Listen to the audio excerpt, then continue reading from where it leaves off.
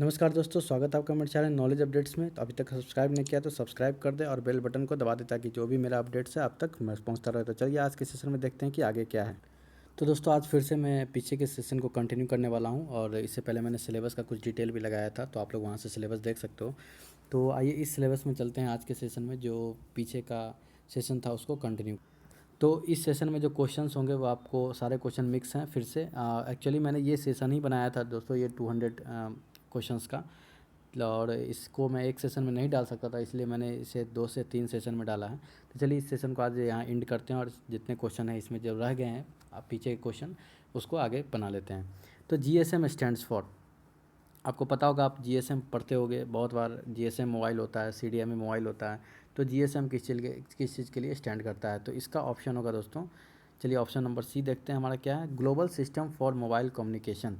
तो इसका आंसर होगा C, global system for mobile communication. अगला क्वेश्चन है हमारा टीसीपी स्टैंड्स फॉर, टीसीपी किस चीज़ के लिए स्टैंड करता है, तो बहुत बार बता भी चुके हैं, ट्रांसमिशन कंट्रोल प्रोटोकॉल। चलिए क्वेश्चन नंबर 103, ये कह रहा है proprietary software is also called as, proprietary software को हम और क्या कहते हैं, मतलब ये किसी की प्रॉपर्टी होती है, ऐसा समझ लो, ऐसे याद रहेगा कि किसी की प्रॉपर्टी है ये, तो आप उसको नहीं ले सकते हो, है ना। तो इस तरह के क्वेश्चन जो सॉफ्टवेयर होता है वो ओपन नहीं होता है, मतलब क्या कह सकते हैं कि वो क्लोज्ड होता है। तो इसका आंसर क्या हो जाएगा, क्लोज सॉफ्टवेयर। चलिए आगे बढ़ते हैं, question number 4, a product that is owned exclusively by a single company that can only function properly if it is used with other products owned by the same company। मतलब आप किसी company का product तभी use कर सकते हो, बस ये समझ लो कि उसके, अगर किसी कंपनी का आप प्रोडक्ट यूज कर रहे हो या किसी कंपनी का सॉफ्टवेयर आप यूज कर रहे हो जो कि उस कंपनी का है, अगर कोई दूसरा यूज करना चाह रहा है तो उसके जो प्रोडक्ट्स का ओनरशिप होगा उसको लेकर ही वो उसे यूज करेगा। तो वो एक तरह से किस तरह का सॉफ्टवेयर वो कहलाएगा, तो वो प्रोप्राइटरी सॉफ्टवेयर ही कहलाएगा। चलिए आगे देखते हैं, question number 105, freeware can be classified into 4 types. Freeware 4 तरीक़ों का होता है, इसके बारे में हम लोग देखेंगे। तो वो होता है आपको डोनेशन वेयर, आप यहाँ देख सकते हो, donationware, postcardware, abandonware और एड वेयर। तो ये पूछ रहा है कि जो 4 टाइप्स होते हैं वो उसमें कौन कौन इंक्लूड है, ये पहले ही दोस्तों बता दे रहा है ये 4 टाइप्स है। तो आंसर हमारा हो जाएगा बोथ ए एंड बी। चलिए, which of the following activity can be termed as software piracy, software piracy इसमें से किस चीज़ को कहा जाएगा, आप देख सकते हो, soft loading, counter fitting, renting, all of this. तो अगर आप तीनों में से कोई भी काम करते हो तो वो सॉफ्टवेयर पायरेसी ही कहलाएगा दोस्तों, ठीक है। तो इसका आंसर हो जाएगा ऑल ऑफ दिस, डी। चलिए आगे बढ़ते हैं, Linux is a type of, तो लिनक्स जो है मैं पहले भी चर्चा कर चुका हूँ, लिनक्स एक ऑपरेटिंग सिस्टम है। अब बात रहेगी कि ये किस तरह का ऑपरेटिंग सिस्टम है, तो इसमें आप इसको फ्री में डाउनलोड कर सकते हो, इसमें एडिटिंग कर सकते हो, अपने अनुसार कमांड इसमें डाल सकते हो, तो वो ऑब्वियसली आपका ओपन सोर्स सॉफ्टवेयर है। आपका answer A. A coding language that is compatible with Windows servers which is used for increased functionality on the website or to work with the database। ये कह रहा है कि वो कोडिंग लैंग्वेज कौन सा लैंग्वेज होता है जो विंडोज़ सर्वर के साथ यूज़ किया जाता है और उसके फंक्शनैलिटी को कहीं ना कहीं बढ़ा दे रहा है, ठीक है, और वो डेटाबेस के साथ भी यूज किया जाता है। तो इसका आंसर होगा दोस्तों ASP, मतलब active server page. Answer is B. A code that represents English characters as number and ranging from 0 to 127। तो इसका आंसर क्या हो सकता है, आप लोग, मैंने शायद पहले सेशन में इसका चर्चा किया था कि इसका आंसर क्या हो सकता है। तो आप इसका आंसर यहाँ देख ले, एस की दिया हुआ है, American standard code for information interchange. चलिए आगे बढ़ते हैं, question number 110, an email feature which is use to send a copy of an email to one or many other people at the same time that you are sending it to the main recipient is. अब कहना है कि एक समय में एक से ज़्यादा ईमेल भाई साहब अगर किसी को भेजना पड़ जाए तो आप किस फंक्शन का यूज करोगे। अगर एक समय में एक से ज़्यादा ईमेल भेजना पड़ जाए तो आप किस फंक्शन का यूज करोगे। तो इसका आंसर क्या हो जाएगा दोस्तों, आप देख सकते हो उसमें एक ऑप्शन आपको दिख रहा होगा CC का, डैट मीन्स कार्बन कॉपी, इसका हम लोग यूज करेंगे। आगे बढ़ते हैं, question number 111, an email feature which is use to send someone a BCC email, there email address will not shown in to field.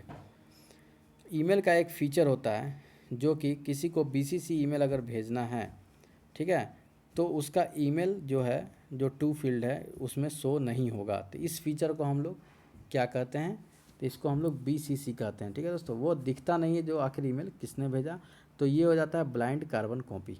ठीक है, चलिए आगे भेजते हैं, मतलब किसको भेजा वो नहीं दिखता है। GUI स्टैंड फॉर, GUI किसके लिए स्टैंड करता है, तो आप देख लो यहाँ graphical user interface. Question number 113, a dash is a design tool that graphically shows the logic in A solution algorithm. एक ऐसा डिजाइन टूल जो ग्राफिकली शो करता है, किसी भी लॉजिक को कैसे दिखाता है, तो ग्राफिकली दिखाता है। इस पर गौर करेंगे, इस शब्द पर गौर करेंगे, किसी भी लॉजिक को कैसे दिखा रहा है, तो ग्राफिकली दिखा रहा है। दैट मीन्स वो फ्लो चार्ट हो गया। ठीक है, तो इसका आंसर क्या हो जाएगा, B फ्लो चार्ट। आगे देखते हैं, question number 114, programs design to perform specific task related to managing computer resources are called. ऐसा प्रोग्राम जिसको डिजाइन किया गया है किसी स्पेसिफिक टास्क के लिए और कंप्यूटर को मैनेज करने के लिए, तो उस प्रोग्राम को हम लोग क्या कहते हैं, तो उस प्रोग्राम को हम लोग सिस्टम सॉफ्टवेयर के नाम, यूटिलिटी सॉफ्टवेयर के नाम से जानते हैं दोस्तों। ठीक है, जिसको एक खास पर्पज़ से डिज़ाइन किया गया है। A file that contains definitions of a paragraph and character styles of your document and all things you customize like toolbars and menus is called a। कह रहा है कि एक फ़ाइल जो डेफिनेशन ऑफ द पैराग्राफ रखता है, character style रखता है आपके डॉक्यूमेंट का, और वो सब चीज़ वो रखता है जो कि आप कस्टमाइज़ करते हो टूल बार में और मीनू में। कस्टमाइज़ करने का अर्थ हो गया कि जिसको आप अपने सुविधा के अनुसार उसमें डाल सकते हो, तो उसे हम लोग क्या कहते हैं, तो इसका आंसर आपको दिया हुआ है टेम्पलेट्स। मतलब टेम्पलेट्स वो चीज़ होता है फ्रेंड्स, जैसे कि हम लोग देखते हैं, टेम्पलेट्स वो चीज़ होता है जैसे कि आप पहले से चाहते हो उसमें बस अपना अपने जो काम का चीज़ है वो आप इंटर कर दो और बाकी जो फॉर्मेट होगा वो आपका पहले से बना होगा दोस्तों। ठीक है, तो वो हो गया आपका टेम्पलेट। आगे बढ़ते हैं, program designed specifically to address general purpose application and special purpose application are called. ऐसा प्रोग्राम जिसे किसी जनरल पर्पस एप्लीकेशन के लिए और किसी स्पेशल पर्पस एप्लीकेशन के लिए डिजाइन स्पेसिफिकली उसी के लिए उसको डिजाइन ही किया गया है, तो उसको हम लोग एप्लीकेशन सॉफ्टवेयर कहते हैं। ठीक है दोस्तों, अब जैसे मान लो कि आपको वर्ड लिखना है, आपको अगर सिंपल लिखना है, कहीं पे लिखना है, सपोज़ करो आपको लिखना है नॉलेज और अपडेट्स, आपको सिंपली लिखना है तो आपके पास वर्ड पैड है जो कि आपके सिस्टम है, लेकिन आपको इसमें डिज़ाइन इनपुट करना है, तो उसके लिए आपको एप्लीकेशन सॉफ्टवेयर की ज़रूरत पड़ेगी, जैसे MS वर्ड हो, पावर पॉइंट हो, उसकी ज़रूरत पड़ जाएगी। चलिए आगे देखते हैं, एक का dash contains button that provide,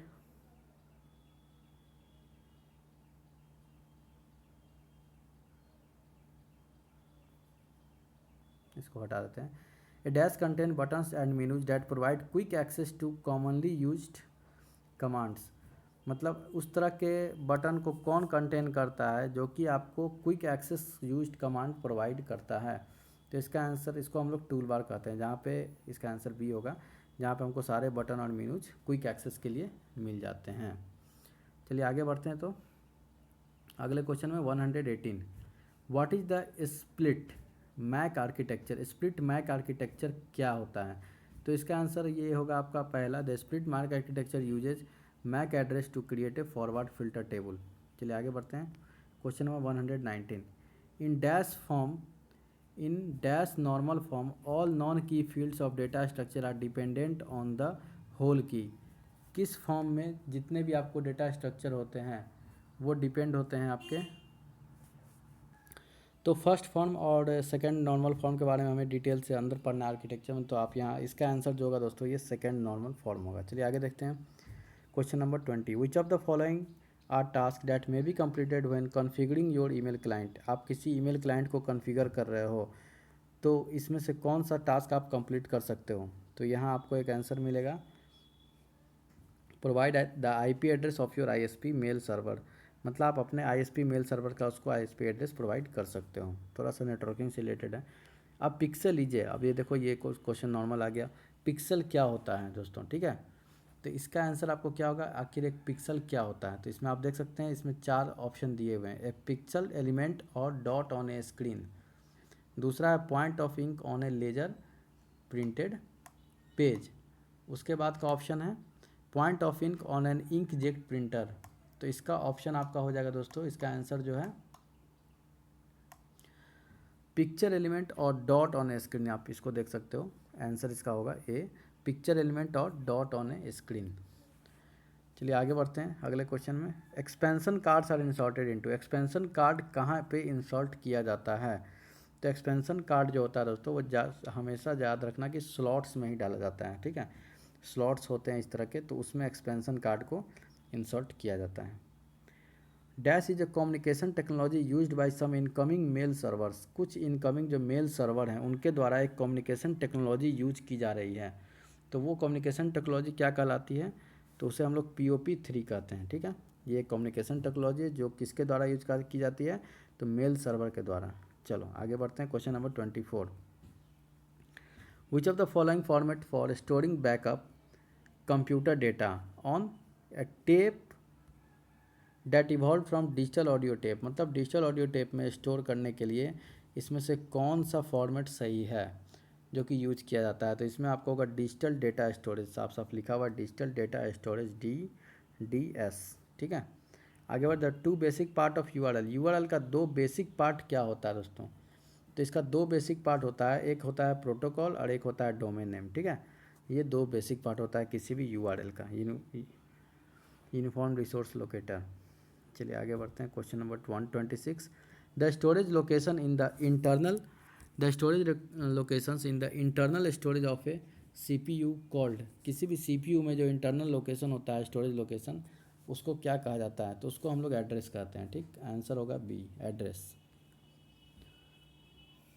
the dash database is the most widely use database structure, मतलब कौन सा डेटाबेस स्ट्रक्चर सबसे ज़्यादा यूज किया जाता है? तो इसमें आपको ऑप्शन दिए हुए आप देख सकते हैं, इसका आंसर हो जाएगा आपको रिलेशनल डेटाबेस, ठीक है। मतलब रिलेशनल डेटाबेस जो होता है RDBMS उसको कहा जाता है, RDBMS, relational database, RDBMS, relational database management system, ठीक है। तो इसका यूज सबसे ज़्यादा किया जाता है।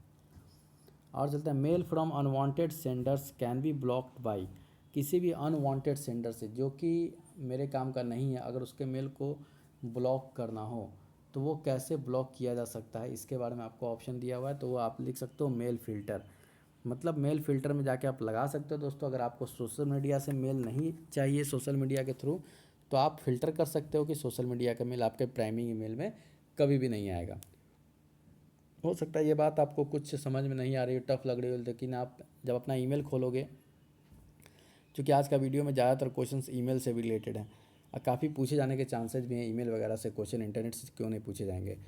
तो ईमेल आप खोल के देखना, उसमें आपको ये सब चीज़ नज़र आएगा कि मेल फ़िल्टर क्या होता है, फ़िल्टर करने पे क्या होता है। एक्चुअली जो मेल आप नहीं चाहते हो कि फेसबुक से मुझे मेल आए, नोटिफिकेशंस आएँ, तो वो आपको नहीं मिलेंगे फेसबुक से नोटिफिकेशन, वो आपको ऑटोमेटिकली क्या होंगे, तो स्पैम में या तो चले जाएंगे या तो फिर आपके जो फ़िल्टर करके आपने बनाया होगा वहाँ चले जाएंगे। तो इसका आंसर होगा फ़िल्टर।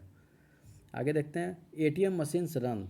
अब ATM मशीन किस चीज़ पे रन करते हैं? सबसे पहले इस चीज़ को जानने से पहले आप लोगों से ये जान लो कि ATM मशीन का फुल फॉर्म क्या होता है। तो आप जानते होंगे ATM का फुल फॉर्म क्या होता है, ऑटोमेटेड टेलर मशीन, ठीक है। और उसके बाद इसमें कौन सा ऑपरेटिंग सिस्टम रन करता है? तो इसके बारे में मैं बता चुका हूँ कि इसमें एम्बेडेड ऑपरेटिंग सिस्टम रन करता है। एम्बेडेड वही होता है जो किसी खास पर्पज़ से बनाया गया, मतलब सिर्फ पैसा निकालने के लिए उस ऑपरेटिंग सिस्टम को वहाँ पे डाला गया है। तो चलिए आगे बढ़ते हैं,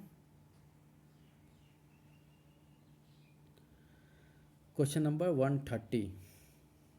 विच of the following is possible with open architecture, open architecture के साथ इसमें से क्या पॉसिबल है? थोड़ा सा क्वेश्चन आर्किटेक्चर का भी इसमें मिल गया है दोस्तों। तो user to upgrade and add new devices they come on the market, ठीक है। तो इसका आंसर हो जाएगा C। अगला देखते हैं, the fraudulent practice of sending emails purporting to be from reputable companies in order to include individuals to reveal personal information। तो ये कह रहा है कि किसी भी फ्रॉडुलेंट, मतलब किसी भी जाली कंपनी के द्वारा जो ईमेल आता है, ठीक है, और किसी रिप्यूटेड कंपनी के नाम से वो ईमेल करते हैं और आपके जो पर्सनल इन्फॉर्मेशन है उसको चुरा लेते हैं। तो ये क्या कहा जाता है? इस तरह की घटनाओं को किस चीज़ क्या कहा जाता है? तो इसको हम लोग फिशिंग कहते हैं दोस्तों, ठीक है। इसको हम लोग क्या कहते हैं? फिशिंग। Answer is C। चलिए आगे बढ़ते हैं, NIC स्टैंड फॉर, NIC किस चीज़ के लिए स्टैंड करता है? आप देख सकते हैं यहाँ है NIC। तो NIC स्टैंड करता है नेटवर्क इंटरफेस कार्ड, ठीक है। तो इसमें देख लो ऑप्शन कहाँ है, option is C, network interface card. चलिए आगे बढ़ते हैं। Question number 133, dash is the virus that overwrites the files for a few part being replaced. मतलब इस तरह के वायरस, इसको यह एक तरह का वायरस है जो किसी भी फाइल को ओवरराइट कर देता है, मतलब उसके ऊपर ही दूसरा फाइल को राइट कर देता है, और या फिर क्या करता है कि उसके कुछ पार्ट को ही बदल देता है, उसको रिप्लेस कर देता है। तो इस तरह के वायरस को क्या कहते हैं? तो इसको हम लोग फाइल इन्फेक्टर के नाम से जानते हैं। Answer is B. अगला क्वेश्चन है, a dynamic website that is normally database driven and which enables the owner user to manage the content of their own website without needing to know any coding at all is known as. काफ़ी बड़ा question है, आप लोग को काफ़ी भारी भी लग रहा होगा, लेकिन ऐसा कुछ नहीं है इसमें। ये कह रहा है कि एक ऐसा वेबसाइट जो कि नॉर्मली डेटाबेस से बना होता है और विच इनेबल्स द ओनर, वो और ओनर को ये अथॉरिटी देता है कि उसके कंटेंट को मैनेज कर सकते हैं बिना किसी कोडिंग को जाने। मतलब आपको वेबसाइट बनाना है और आपको ओनरशिप भी मिलता है, लेकिन आपको कोडिंग जानने की ज़रूरत नहीं है। तो इस तरह के वेबसाइट को हम लोग क्या कहते हैं? तो ये आपका ASP है दोस्तों, ठीक है। ASP होता है एक्टिव सर्विस पेज, मतलब ASP.NET की बात हो जा रही है। इसके माध्यम से आप वेबसाइट बना सकते हो, इस लैंग्वेज के माध्यम से। जरूरी नहीं कि आप इसमें कोडिंग पूरी तरह जानो, आपका इसमें इनबिल्ट पहले से भी रहता है। आप उसमें कोई कीवर्ड डालोगे तो वो ऑटोमेटिक शो करेगा। 145 देखते हैं, an internet service that translates domain name to the IP address is called. एक ऐसा इंटरनेट सर्विस जो डोमेन नेम को IP एड्रेस में ट्रांसफॉर्म करता है, तो उसको हम लोग क्या कहते हैं? तो इसमें आपको एक आंसर मिलेगा DNS, domain name system. Answer is C। चलिए अगले क्वेश्चन में बढ़ते हैं। 136, hacker installs malicious code on a personal computer or server, this code then redirect clicks human web to another fraudulent website. वो कह रहा है कोई भी हैकर किसी कोड को, पर्सनल कंप्यूटर को हैक कर लेता है, उसके बाद उस कोड को क्या करता है, दूसरे कंप्यूटर पर रीडायरेक्ट कर देता है, जिससे कि आपकी जितने भी इन्फॉर्मेशन है आपसे ले ली जाए आपके बिना बताए। तो इस तरह के घटना को क्या कहते हैं? तो इसको हम लोग फार्मिंग कहते हैं, ठीक है। आगे बढ़ते हैं हम लोग। The act of using a telephone in attempt to scam the user into surrendering private information that will be used for identify theft। उस the act of using the telephone का यूज करके in attempt to scam the user, मतलब किसी user को जो scam कर रहा है उसका टेलीफोन से उसका यूज करके इनटू सरेंडरिंग प्राइवेट इन्फो, मतलब किसी के प्राइवेट इन्फॉर्मेशन में इंटर कर रहा है अगर कोई टेलीफोन का यूज करके, that will be used for identity theft, और उसके आइडेंटिटी थेफ्ट में वो उसका यूज कर रहा है। तो टेलीफोन के माध्यम से भी दोस्तों दूसरे के प्राइवेट इन्फॉर्मेशन को लीक किया जाता है। तो इसको क्या कहते हैं? तो इसको हम लोग विशिंग कहते हैं। Answer is C। आप देख सकते हो vishing, VISHING, vishing. A type of phishing attack where mobile phone user receive text message containing a website hyperlink is called. आपको कितना बार ऐसा मैसेज आया होगा मोबाइल पर जिस पे एक लिंक आ गया होगा, ठीक है। अब वो लिंक में क्लिक करते ही आपके मोबाइल में क्या होगा, वायरस इंटर कर जाएगा। तो उस तरह के अटैक को क्या कहते हैं? तो इसको हम लोग स्मिशिंग कहते हैं, ठीक है। स्मिशिंग, स्माइसिंग भी कह सकते हो। तो आंसर होगा इसका B। आगे देखिए क्वेश्चन नंबर 139, द सर्ट creation of an internet protocol packet with a forced source IP address with the purpose of concealing the identity of the sender or impersonating another computer system is called। अब ये कह रहा है कि internet protocol जो create होता है packet, ठीक है, तो ये कह रहा है कि उस कंप्यूटर सिस्टम में with the purpose of counselling, मतलब कोई भी इंटरनेट में पैकेट क्रिएट किया जाता है, इसलिए क्रिएट किया जाता है कि आपका जो सोर्स IP एड्रेस है, ठीक है, उधर, और उसका पर्पस क्या रहता है कि किसी की आइडेंटिटी को थेफ्ट करना सेंडर को, और इम्पर्सनेटिंग अदर कंप्यूटर सिस्टम, और दूसरे कंप्यूटर सिस्टम को वहाँ से ट्रैक करना और उसको अपने अनुसार कॉन्फ़िगर कर लेना। तो इसको क्या कहा जाता है? तो इसको हम लोग स्पूफिंग कहते हैं। काफ़ी आप लोग दोस्तों परेशान हो गए ये स्पूफिंग क्या है, स्माइसिंग क्या है। फिर से मैंने इसके पहले भी बताया, ये विशिंग बताया, फिर आपको फिशिंग बताया। तो ये सब जान लो कि ये एक तरह का वायरस को, मतलब हैकर को एक्सेस करने की प्रक्रिया है। लेकिन हैकर किस किस तरह से आपका फ़ोन हैक कर सकता है, एक्सेस कर सकता है कोई भी, तो सबको अलग अलग नाम से हम लोग जानते हैं, जिसमें स्पूफिंग अलग होता है, फिशिंग अलग होता है ना। बस यही सब था। थोड़ा सा आप लोग को टफ लगा होगा, लेकिन क्या करें, अगर ये इंटरनेट का क्वेश्चन है दोस्तों तो मैं कोशिश करा कि इस क्वेश्चन को भी डाल दूँ। चलिए आगे से फिर से एक मॉडरेट सेशन चलाएंगे जिसमें हो सकता है और जो क्वेश्चन छूटा हो वो भी आ जाए। तो ये एक थोड़ा सा टफ सेशन था। अगला, a malware program that can be used by black hat cracker. एक ऐसा मेलवेयर प्रोग्राम जो ब्लैक हैट क्रैकर के द्वारा रिमोटली यूज किया जा सकता है। ठीक है, मतलब दूर से ही इसको, अपने वायरस को ये कंट्रोल कर सकता है दूर से। याद रखिएगा ये कीवर्ड है, रिमोटली इसमें लगा होगा, है ना। और दूर से ही आपको स्पैम ईमेल भेज सकता है, कोई भी सर्विस दे सकता है। आपको लगेगा कि ये मेरे लिए फ्री मिल रहा है, चलो आपको एक मैसेज आ जाएगा कि आपको 2 लाख इनाम जीता है, आप इस पर क्लिक करें, है ना। और आपको पता भी नहीं कि इनाम कहाँ से जीता, फिर भी आप क्लिक कर देते चलो कहीं मिल जाए। तो इस तरह का अटैक जो होता है उसको हम लोग ज़ॉम्बी अटैक भी कहते हैं दोस्तों। ठीक है, तो चलिए आज का सेशन यहीं तक रहने देते हैं। सेशन काफ़ी लंबा हो चुका है, तो आगे के सेशन में मैं क्वेश्चन को और थोड़ा कोशिश करूँगा कि अब मॉडरेट ही डालूँ या इजी टू मॉडरेट क्वेश्चन मैं अब डालूँगा। तो आज का सेशन यहीं पे एंड करते हैं दोस्तों, और अगर आप लोगों को वीडियो पसंद आए तो लाइक से सब्सक्राइब करना ना भूलें। फिर मिलते हैं अगले सेशन में, तब तक के लिए धन्यवाद।